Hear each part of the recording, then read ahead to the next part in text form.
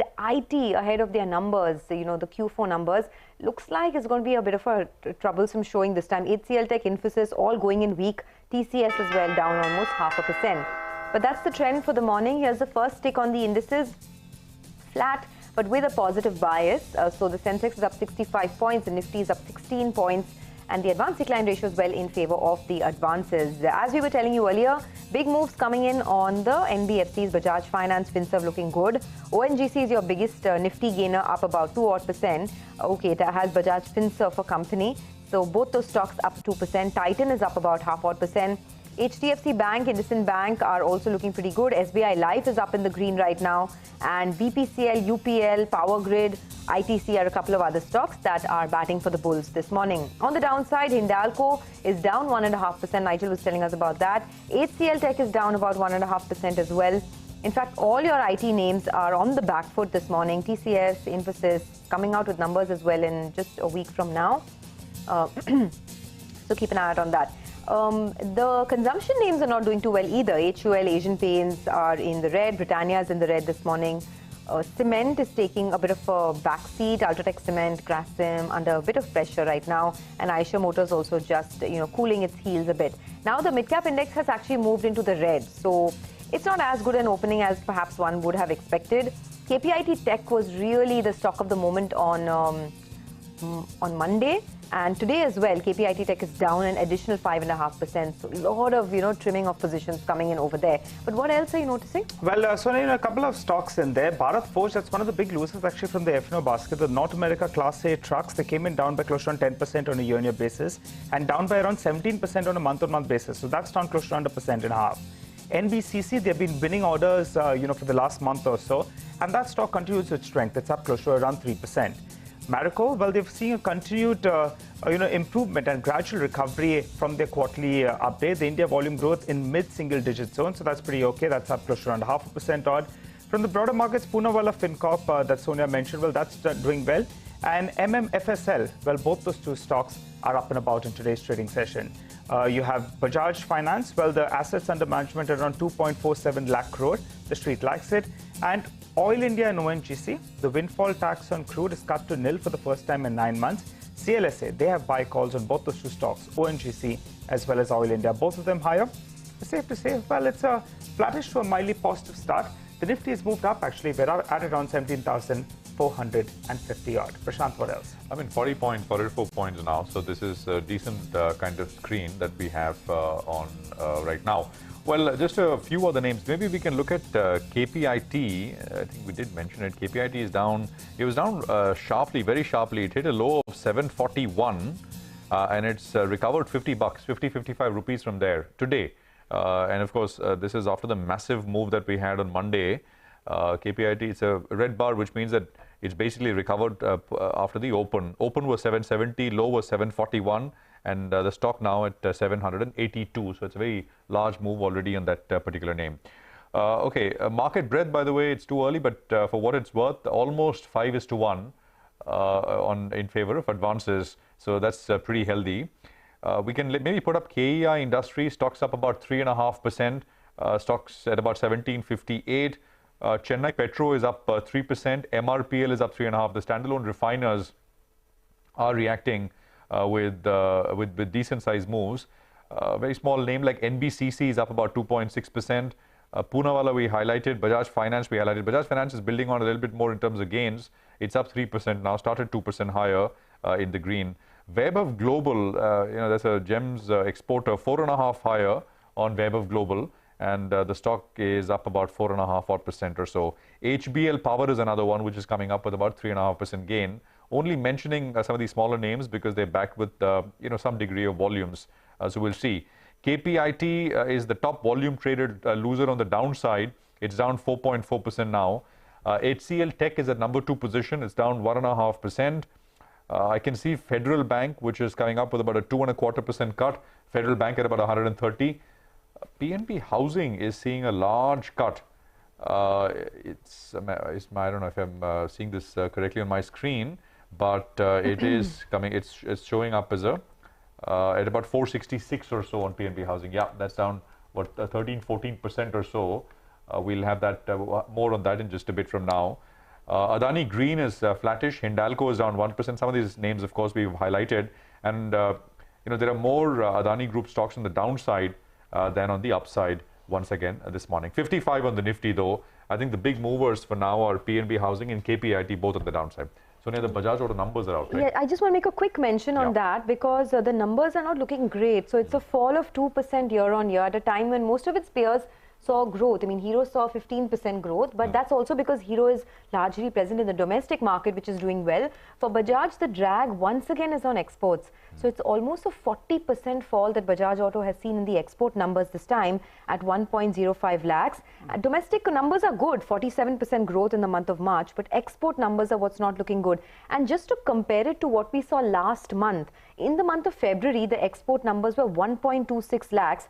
It's fallen further month on month and year on year. So there is no recovery, despite the management assuring, viewers and retail investors that things are on the mend. The numbers are not showing that. All right, just one point, Prashant, on PNB Housing. It's actually gone ex-rights issue today. So that's the reason that the stock is down close to 13%. Just want to alert our viewers that you'll be wondering why the stock is down so drastically. It's gone ex-rights today. So that's why the stock is down 13%. That's helpful. Thanks, Nigel, for that. Now, you've got, so the total number for Bajaj, Sonia, is what, 2.9, right? 2.91. Yeah, that compares to 2.97 same time last year. Okay. So year on year, it's a bit of a fall. But it's largely exports. Because I think the management, I remember last time on the 1st of March, they'd come, that said that March should be pretty similar to February. Yes. And February was 2.8. So this is, around that number.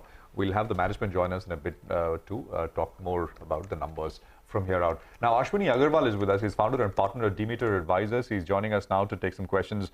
Ashwini, good to have you with us here. Thank you very much. Morning, the call for a tactical bounce, tactical rally is getting louder.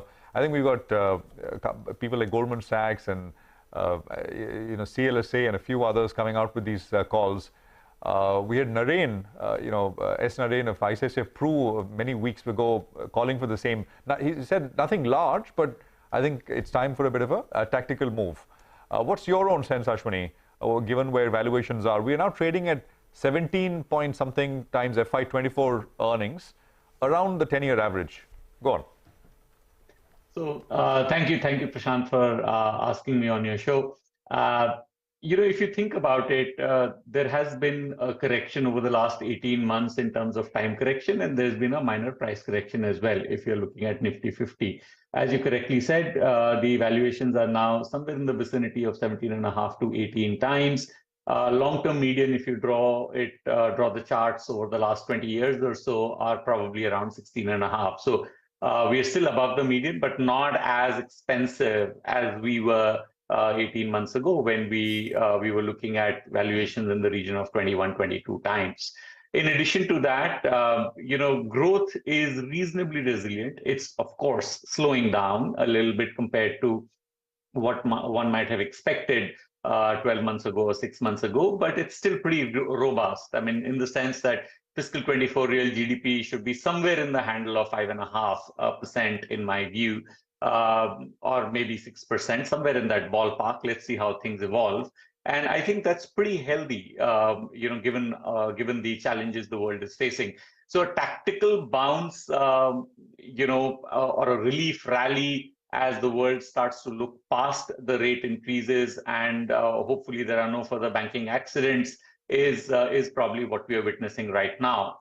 But the noise from the Wall Street continues to be that banks are still fragile. The banking system is still fragile. There are a few banks out there where short positions are building up. So I just hope that this is not a replay of what we saw in 2008, where we saw bear stearns go under sometime in Feb, and the real problem hit us sometime in September, October. Obviously, I'm sure the regulators and the whole system is looking at the same risks, and I'm sure they're doing whatever they can. Which is why I'm hoping that we've probably already seen the worst. All right. Hi, Ashwini. Good morning. Let's hope that 2008 ghost has been put to rest. And I think in terms of positives, this time around, at least the central banks, they reacted very, very well. They were swift in terms of that reaction. I think that's heartening as well. But focusing on our own markets then, When you joined us last time, you told us you'd rather go with the dividend yielding stocks, some of them which offer some valuation comfort. And I think you were constructive on the telecom space as well. That's right. You maintain that view, and anything else you're looking at positively? So, Nigel, not much has changed in the last 1 month in terms of how I'm looking at things. I continue to believe that utilities, which have a very solid dividend yield support, or many of the PSUs, is probably where one needs to be. You collect dividends of 5% as you go along, and hopefully, if the stock price mirrors the earnings growth of 7, 8%, 9%, you'll end up with a 12, 13% total return, which is not a bad place to be. In terms of telecom, yes, of course, stocks haven't performed, but it's a duopoly. The business is growing. And I think, you are starting to see some green shoots in terms of, some players trying to take up prices selectively. 5G rollouts are happening in earnest. So I think, there might be some upside left there as well. And I'd also mentioned in the last time that banks and financials continue to be very attractive, with the provision that it's really very well owned and it's a consensus buy, and which is what kind of worries me a little bit. Those continue to be the areas for favorite top-down investing. Okay, so you're optimistic on it, but you're still worried about it. I mean, I take that point, right? Nobody wants to say the word, but 2008, but everyone's thinking about it. Hope that things don't pan out as they did way back in 2008. But, talking about financials, I mean, at least the updates that have come through for this quarter look pretty good, right, Ashwini? Given that we've had such a volatile global financial system, I mean, Bajaj Finance tracking at 20% loan growth, HDFC Bank seeing 20%. Of course, the question still remains, how many of these are unsecured loans? So that is a bit of a worry. But in general, do you think that one should perhaps allocate more money to banks, NBFCs, because of how robust the performance has been this quarter? Sonia, the sector is very well owned institutionally, both among foreigners as well as locals. But there is no denying that the sector is going through a really, really constructive earnings trajectory. Part of the reason also is that over the last 5 years, the sector has barely grown. There was a lot of cleanup that's taken place. The regulator has been very, very actively looking at where the risks might lie and has been very proactive in addressing the issues. So to that extent, the Indian banking system is significantly shielded from what's happening elsewhere in the world. It's also largely a domestic balance sheet, and the domestic corporate indebtedness or household indebtedness is nothing to worry about at this point. And like I mentioned, if your real growth is somewhere in the handle of 5.5 to 6%, and you add, let's say, a 4% WPI to it, you should see a nominal GDP growth of somewhere in the region of 10 or 11%. And with that kind of a growth, I don't think, we have problems at this point in time for the banking sector. So I think the outlook continues to be very positive insofar as earnings growth is concerned, operating leverage is concerned, credit costs are concerned. So it's a perfect scenario. So for the time being. And obviously, as somebody said, the seeds of the bad times are always sown in the good times. So we have to see when people start to get too cavalier in terms of risk management. But as of now, that's not the case. All right. Ashwini, the other big sector that everyone's looking at is IT. And talking about IT, you had KPIT Technologies, one of those outperformers. In the last couple of sessions, it's lost close to around more than 10% of its market cap. In fact, as we were having this conversation, the stock was down 6%. Now it's recovered a little bit. It's down close to 2%. What's your view on IT? Will you be looking at it, say, if you have a 3-year perspective or thereabouts, will you be looking to get in? Because in the near term, there could be some headwinds, or will you avoid it for now? Nigel, my view is that if you look at IT services in India, it's fairly well insulated in terms of sudden knee-jerk reaction on demand from their customers, because a lot of what Indian IT services provide are maintenance services, just efficiency gains, and the focus on them actually increases when things get tough. We saw that in 2020 as well. The problem going into this cycle for IT services companies is that the valuations were a little expensive given how well IT services stocks had done over 2021 and first half or so of 2022. So valuations weren't cheap going into the cycle. So the correction that we saw over the last 12 months is actually quite welcome. I would say that, the time to sniff at the sector has come. Some of the valuations are starting to look interesting. And I would wait to see what TCS and Infosys say when they post their results in a few days from now. And, I think that would be the time when probably one should be entering if you were really trying to time it from a short-term perspective. But if you're looking at a 3-year trajectory, I think many of the IT services leaders should be able to grow revenues in high single digits very conservatively. Margins should be maintained, and therefore, they're good places to invest. The only caution I would make to this assessment is the outlook for the US dollar. US dollar has been turning quite weak. And in my personal opinion, I think the Fed's desire to raise rates is as much about inflation and cooling down the jobs market as well as protecting the US dollar. And the US dollar coming under pressure could be a bigger risk for the IT services companies than we can envisage right now. And that's the risk which I think the market is also worried about. Okay, by the way, Bajaj Finance is really the stock of the moment now. 3% higher on that stock, post a good set of numbers that it has reported. And a lot of stocks in the broader markets are hitting fresh 52-week highs. Varun Beverages is one of them. Fresh 52-week high on that one. KEI Industries is another one that's looking pretty good. Ashwini, before we let you go, any thoughts on autos? It's kind of like split down the middle here, right? You have exports which continue to be very weak. Some pockets in domestic are improving, but the large narrative is that growth is slowing down in autos. Inquiries are slowing down even in fast-growing segments like SUVs. Would that concern you, and would you sort of take a step back on your auto investments? Yes, Sonia, that's actually correct, because I think what's happening is that internationally things are not in a great shape. So any company that has a very large exposure to exports is something that one has to worry about. And in the domestic market, we are starting to see a slowdown.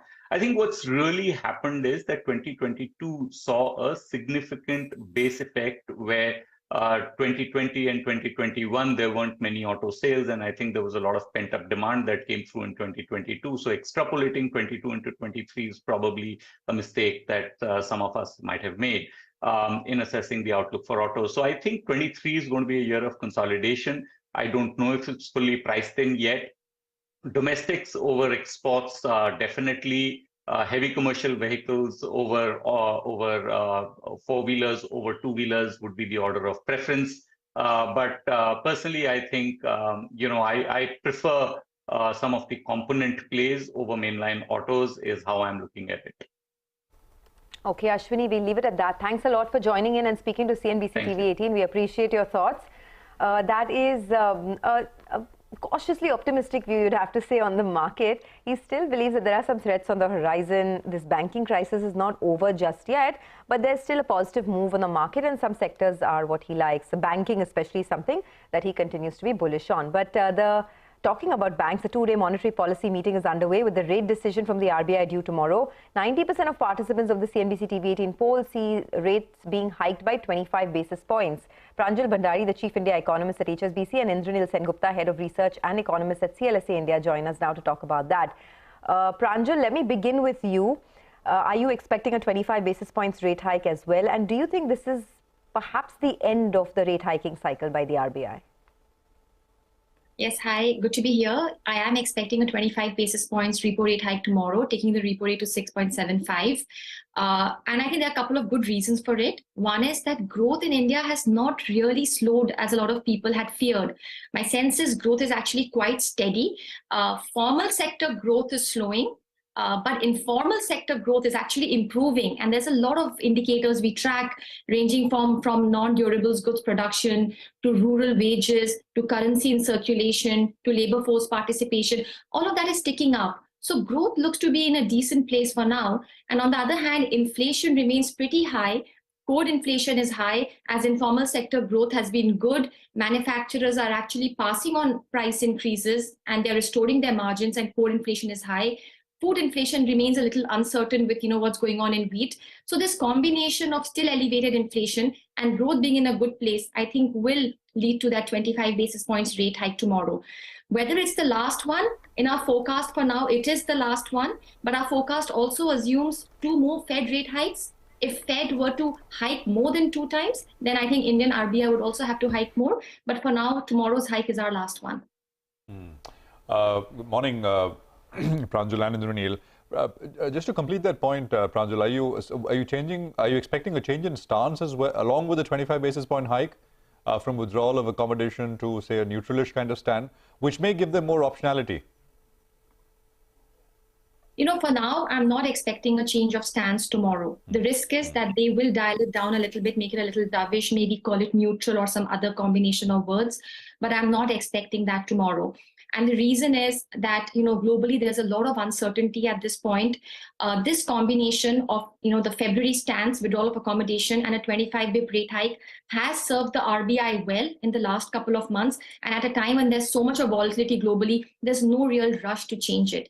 My sense is a change in stance is coming, but perhaps, we'll have to just wait for the next policy meeting. And maybe that's when they'll also give you a dose of liquidity, which, the markets are really asking for. But I'm not expecting that tomorrow because, since February, inflationary pressures haven't really fallen, and RBI may not want to be caught in the wrong leg.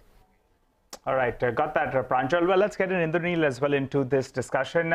Morning, Indranil. Thanks so much for joining in. What are your expectations from the RBI? And do you expect them to change their stance? So we are looking at a hike tomorrow as well. We think that given where the currency is, you have to keep hiking if the Fed hikes. And then we see 100 basis points of rate cuts from October if the Fed were to stop at 5/4. If the Fed were to, go back and start raising again, and let's say go to 5.75, then I guess the RBI will have to go to 7%. So I think the RBI and all other emerging market central banks at this point have to largely wait and see what the Fed does on May 3 and what it says, whether it's done or whether it's not. Add to that, obviously, inflation remains high and above the RBI's 2 to 6% mandate. So the hope is that, the base effects that we have been talking about pull inflation down to, about 5.5% within the RBI's 2 to 6% mandate by, October. And then the RBI can start to cut rates from there. Sure, got that. Indranil, I wanted your thoughts on what the RBI would say on growth. Now, the reason I ask is because there are some clear indicators of a slowdown in growth, right? Especially in pockets like auto, which is one of the barometers of growth both in rural and urban. Just to, put a case in point, in Bajaj Auto's own words, they said that domestic demand is soft and the post-COVID pent-up revenge buying is tapering off. These are just some indications of a slowdown. But what's your own view on what the RBI might say? See, we are looking at growth slowing to 5.5% next year, which is very, well below the RBI's 6.4%. I do think that, the Indian economy on the one hand is facing a slowdown in exports because obviously, the tightening by the Fed and the ECB is slowing growth. And on the other hand, interest rates have gone up. Real lending rates have gone up 700-800 basis points, since April. Last April, that is. So we do think that growth will slow to 5.5%. Remains to be seen, what the officialese does. Okay, so you're looking at growth slowing down to 5.5%. That's what the government might project. Pranjal, what about you? You said that the informal sector, which was weak for several years, has now started to grow. However, the formal sector has seen a slowdown in parts. But what does that mean for the overall growth projections that the RBI might give out? Any changes there? So yes, we are seeing a sort of a change of baton on the growth front. Since the pandemic lows, it's the formal sector that created our growth, and the informal sector was very weak. But now, in a sense, the informal sector is coming back up. And, don't sort of think informal sector being only rural. It's rural India, it's agriculture, but it's also a lot of urban India. All the micro, small and medium enterprises.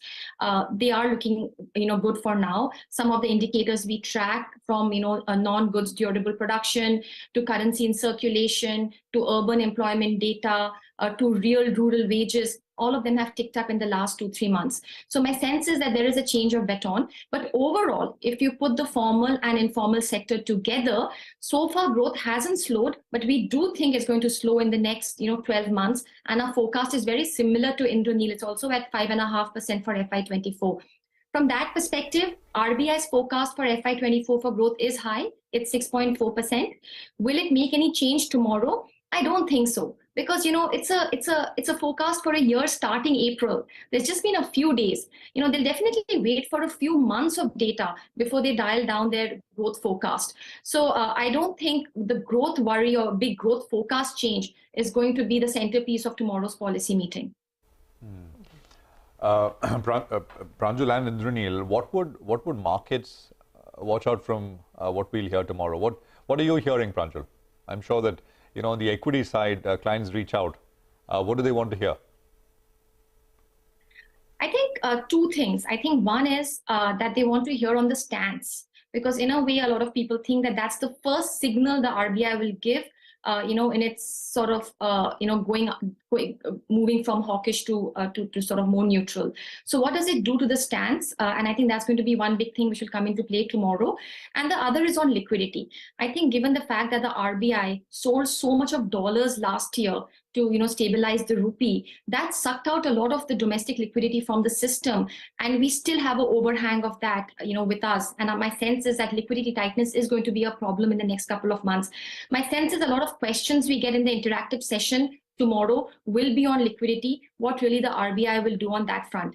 Whether the RBI will do something tomorrow, my sense is if it hikes rates and it doesn't change stance, it will be very hard for it to give you an injection of liquidity because it'll just not go with the overall theme. It'll be confusing. So my sense is that the whole liquidity measures is something we may not see tomorrow, but we may see it a couple of months down the line. Indranil, in a way, same question to you. And I just want you to briefly explain. You said, the Fed stops at a 5.25. You expect a 100 basis point rate cut by the RBI in the second half of 24. Yeah. You're saying that if they hold rates at that level till the end of the year, 5.25 or 5.5, you expect a 100 basis point cut here in India. Why is that, Indranil? Briefly, if you can explain. Okay. So, if you look at the Fed dot plot, they are talking about 75 basis points of rate cuts next year. Earlier, it used to be 100. So once the Fed stops, the dollar will begin to price in, a cut in Fed rates, although that can happen later. As a result, RBI will get the headroom on the currency side to bring down rates at home. And if inflation comes down to around 5.5%, there is no need for the RBI to stay put at 6.75. So a lot depends on how, the Fed's rate actions pan out. That is number one. Number two, coming to the other question, I think liquidity is the big issue. And, the RBI has two options. One is it cuts CRR and infuses liquidity. The other is it resumes OMO. Now, clearly, you have a borrowing program of 18 trillion. The market can probably fund about, 12 trillion. So has to be OMO of 6 trillion. But I think the RBI is not going to do OMO till the bond market is, prices in the RBI's own actions. So maybe, they'll wait and see if yields sell off once the new borrowing starts and only then come in. Okay, all right. Pranjal and Indranil, thanks a lot for joining in. We, of course, won't have to wait too long to find out what happens with the RBI's decision, but in all likelihood, there will be a 25 basis points rate hike. That seems to be the consensus view. Thanks a lot for being with us. Well, for the market, very quiet, but quietly positive, you'd have to say. So the Nifty is up 65 points. We'll take a quick break. We have a couple of updates from the auto sector coming up in a bit. First up, we have the management of VST Tillers and Tractors. Good numbers coming through in March. So Anthony Cherukara will be joining in. in to talk about their March numbers. Later on, Bajaj Auto has reported very weak numbers in exports this time again. Rakesh Sharma will join in to discuss those numbers as well. Stay tuned.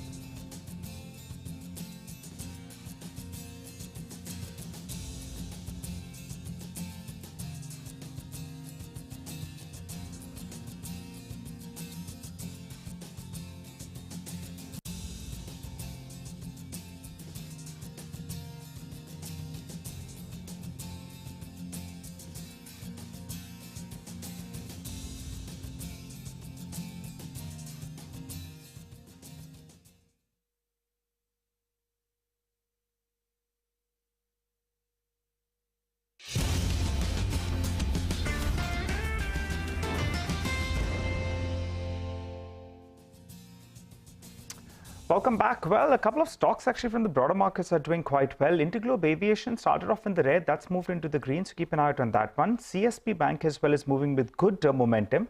And Dixon Technologies as well. From these frontline mid-cap names, some of these stocks are doing pretty well. Well, talking about stocks that are doing well, VST Tillers, well, that stock has been doing quite well. It's been seeing some traction because the update that they gave for the month of March was quite strong, while tractor sales as well did see some bit of a growth. To understand what's the outlook from here on, we're joined by Mr. Anthony Cherukada, the Chief Executive Officer at VST Tillers. Hi, Anthony. Good morning. Thanks so much for speaking to us after a while.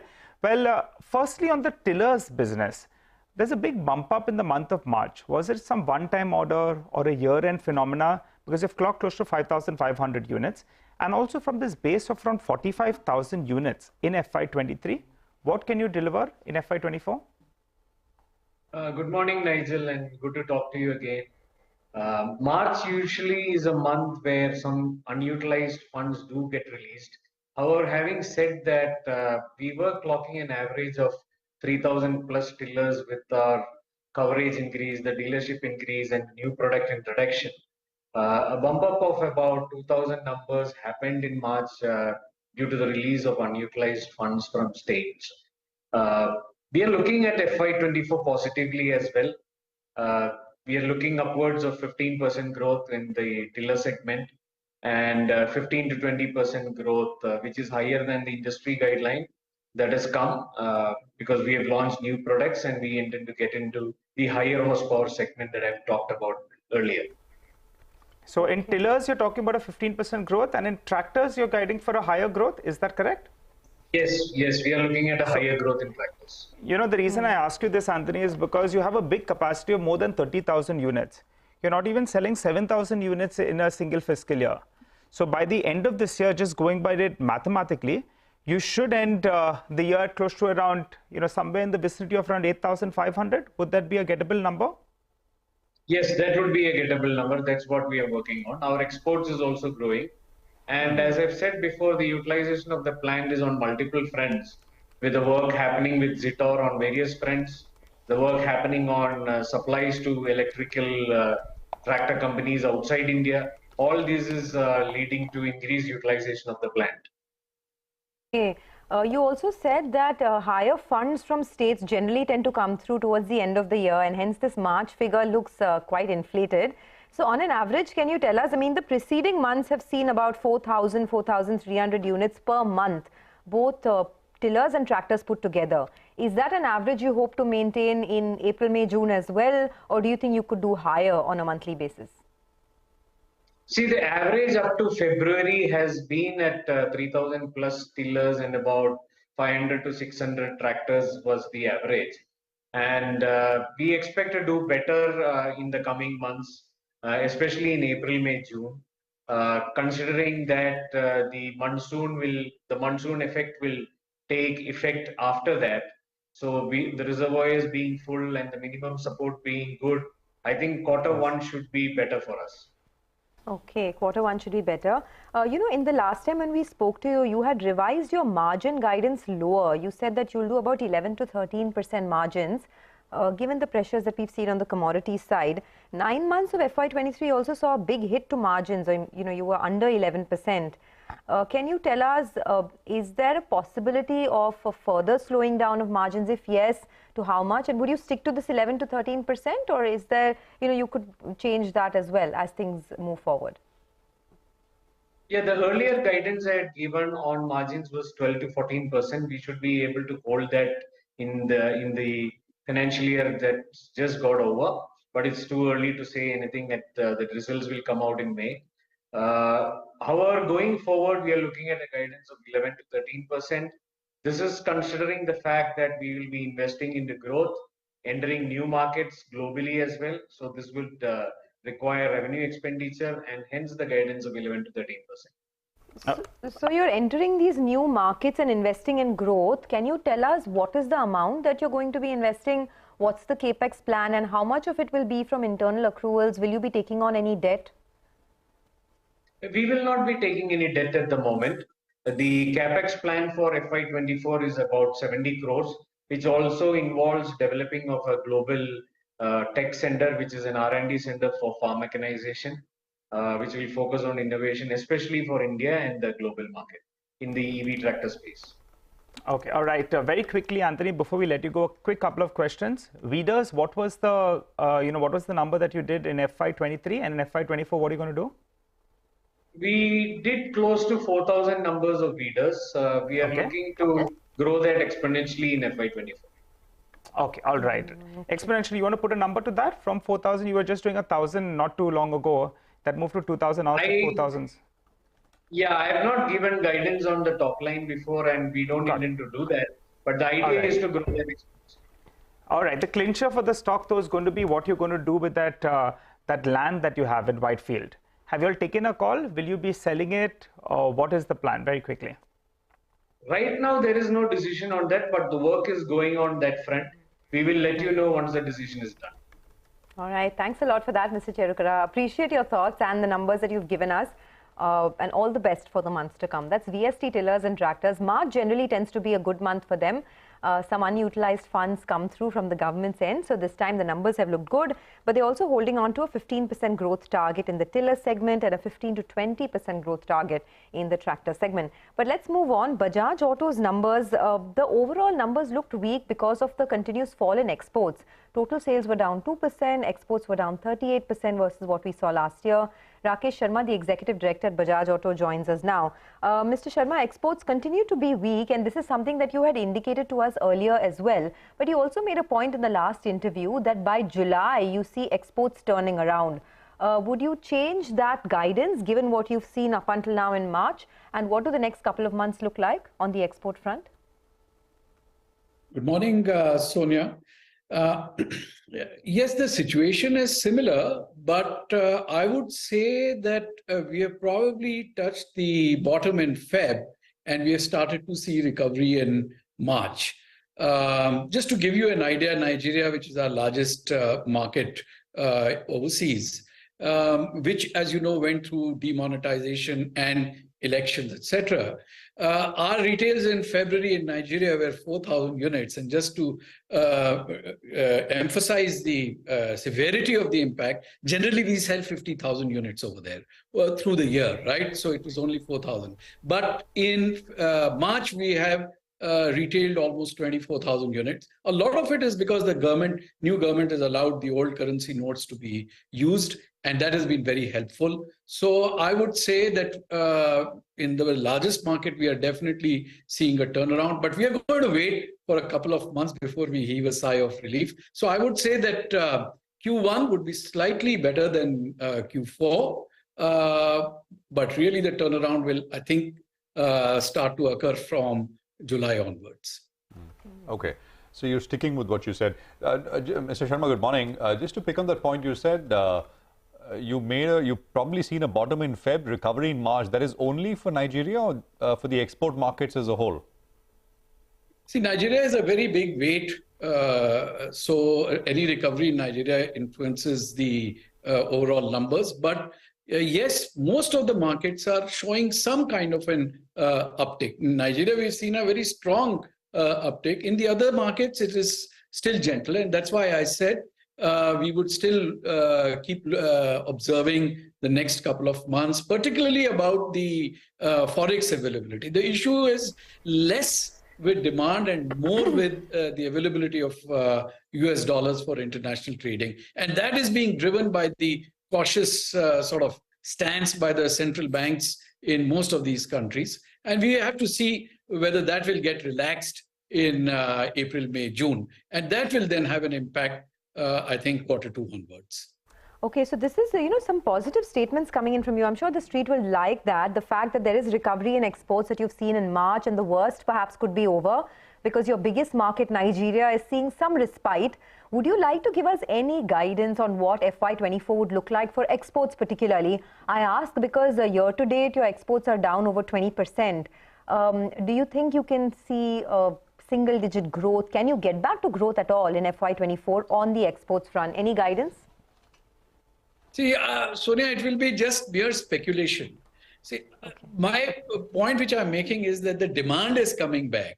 But there is a second aspect to international business, which is the currency bit, the availability of the currency bit. That depends on how the central banks manage the situation in their respective countries going forward. Now, till the time we don't have a very clear shift from that side, it would be nothing sort of speculation to say that, we will be growing by X or Y number. All right. Hi, Mr. Sharma. Good morning. On the electric vehicles part of business, we have been discussing this in the last few interviews as well. You've been gradually scaling up. I think capacity has gone to around 10,000 units per month. Could you tell us what kind of a run rate are you looking at from here on? The e-Chetak volumes as well, if you could give us a sense. Well, we had an outstanding month in March. We had a major shift to it may not be getting reflected in the numbers which you are seeing because those are largely dispatches to dealers. But in terms of sales plus retail sales plus bookings which we have received, there has been almost a threefold increase between February and March. In March, we, as I said, that, based on the work which had been done in the supply chain, restructuring of the vendors, sourcing, different cost architecture, it has allowed us to introduce a new premium product, which we are going to actually place in the market this month, and also reduce our prices for our existing base product. And that has had an outstanding response. And we are going to build on it. So definitely we see numbers at 10,000 levels or upwards as the year progresses. Which part of the year? For second quarter onwards, first quarter onwards, 10,000 units per month? Well, it is difficult to nail it exactly to which month this is going to occur. I wish we could be as precise as that. But it will be a ramp up. I think we were doing 3,500 units. It will move to 7,500. Will move to 10. So over the next, in the short term, I would say in the next 3 to 6 months, that is the kind of ramp up which will be there. This is largely based on the Chetak EV that is now a month old in the market, Mr. Sharma. No, Chetak is 3 years. It was the first electric scooter in the market. Yeah. Okay, you were launching the last we spoke. The new Chetak Premium. The new Chetak, yes. There is a premium version which is going to sort of set a very elegant and a stylistic benchmark in the industry. That has been launched, but it will be physically available with dealers for customers in this month. Mr. Sharma, overall, you had mentioned last time we chatted that domestic demand is still very soft and the post-COVID pent-up revenge buying is tapering off. At least that's the indication that we got from Rajiv Bajaj as well when we spoke to him the last time around. Just trying to understand that could domestic demand weaken further? I mean, your wholesale numbers this time are quite good, 17% year-on-year growth. But on the retail side, are you seeing a slowdown and could it weaken further given that there's so many headwinds? I mean, there's the weakness in the monsoons, the FAME subsidies could be taken off for electric vehicles, etc. And of course, ownership cost has gone up in general. Do you see further weakening of demand? Are you talking electric specifically or are you saying general industry? Industry, I mean, electric, of course, a very small portion, but I'm talking largely about the industry as a whole. No, the industry is, in the last 2-3 months, picking up very, very smartly. We are seeing double-digit growth in terms of at the retail level, but it is correct that 3-4 months back, this was marginally negative to marginally positive zone, but now we are witnessing double-digit growth. And within that, we are seeing, in the top half of the segment, which is the sporty commuter segment, we are seeing, 15 to 18% growth. And in the entry commuter segment, it is just 2 or 3%. So the average of the industry is definitely coming to a nice 11-12% growth. Now, whether this continues, possible, but we do feel that this run should continue, and we will certainly witness 7 to 8% growth in retail terms in the industry going forward, based on what we have seen in February and March. And it is being sort of driven completely by the top half of the pyramid. So it's looking promising for the domestic motorcycle industry. So this 7 to 8% growth, this 7 to 8% growth that you're forecasting for the domestic industry, is that for FY24? I would say let's take it, 6 months, 3 to 6 months buckets. I can't say for the whole year, but certainly we have entered the positive zone of growth and good growth in the motorcycle industry. All right. Very quickly, Mr. Sharma, before we let you go, when do we see Bajaj Triumph, the first motorcycle, getting launched? Besides from the analyst fraternity, on a personal front as well, I would like to know that. Could you give us some timelines? Well, beginning 1st April, we have integrated the Triumph network with Bajaj Auto, and Bajaj Auto is now going to be managing the Triumph business. So I would be very happy to, fulfill your desire to own a Triumph. The business has now got integrated with us.